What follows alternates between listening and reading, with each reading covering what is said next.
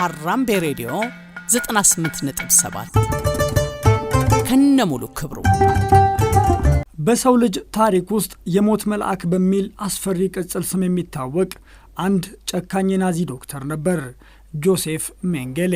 በኦሽዊዝ ማጎሪያው ካምፕ ውስጥ በሺዎች የሚቆጠሩ ህፃናትንና ንጹሃንን ለዘግናኝ የሕክምና ምርምር የዳረገ አረመኔ። ከሁለተኛው የዓለም ጦርነት በኋላ ወደ አውሮፓ በተለይም ወደ ስዊዘርላንድ እንደተሰደደ ሰዎች ይናገራሉ። ምንም እንኳን ዓለም አቀፍ የእስር ትዕዛዝ ቢወጣበትም በስዊዘርላንድ ውስጥ እንደኖረ የሚናገሩ አሉባልታዎች ለዓመታት ናኝተዋል። ታዲያ ይህ የኦሽዊዝ አስፈሪ ዶክተር በእርግጥ ስዊዘርላንድ ውስጥ ተደብቆ ነበር? ስዊዘርላንድስ ይህንን እውነት የያዙ ምስጢራዊ ሰነዶችን ለምን እስከ ዛሬ ድረስ በምስጢር አሽጋ ለመቅበር ወሰነች? ሰሞኑን የተፈጠረው አስደናቂ የፍርድ ቤት ፍልሚያስ ምን ይመስላል?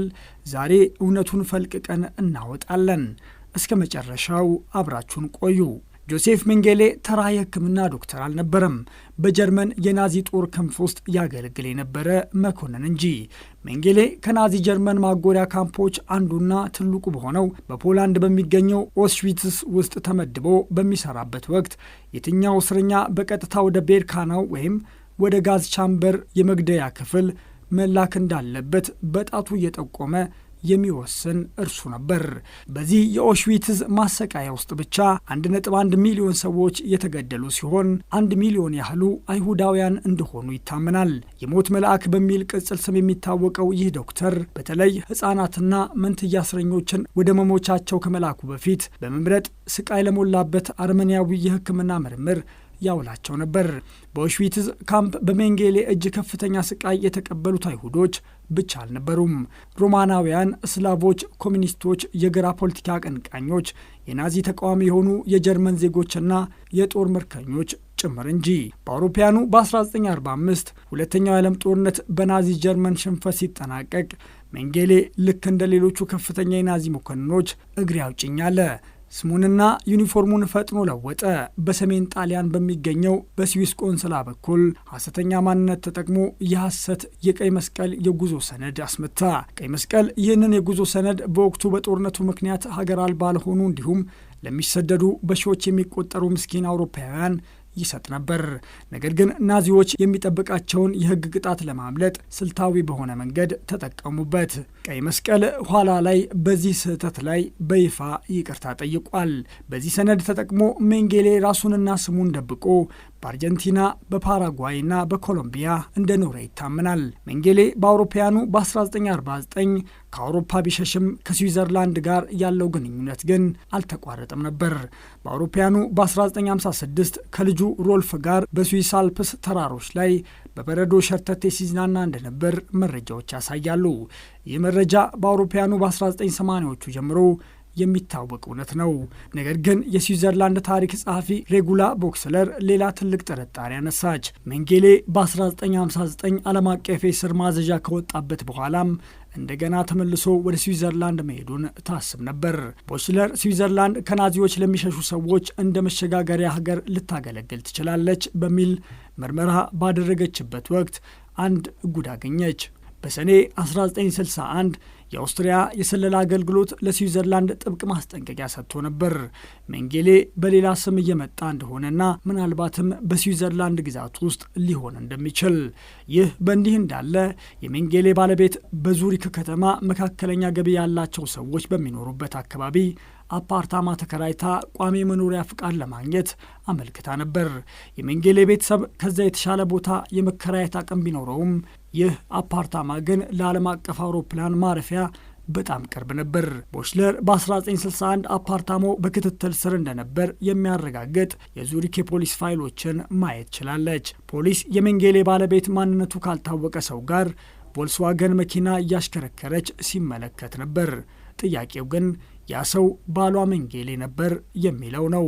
በአውሮፓውያኑ በ1961 እንደ ሜንጌሌ ያለ ማዘዣ የወጣበትን የጦር ወንጀለኛ ለመያዝ የስዊዘርላንድ ፌዴራል ፖሊስ መሳተፍ ነበረበት። በ2019 ቦችለር ሰነዶቹን ለማየት ወደ ስዊዘርላንድ ፌዴራል መዛግብት አመልክታ ነበር።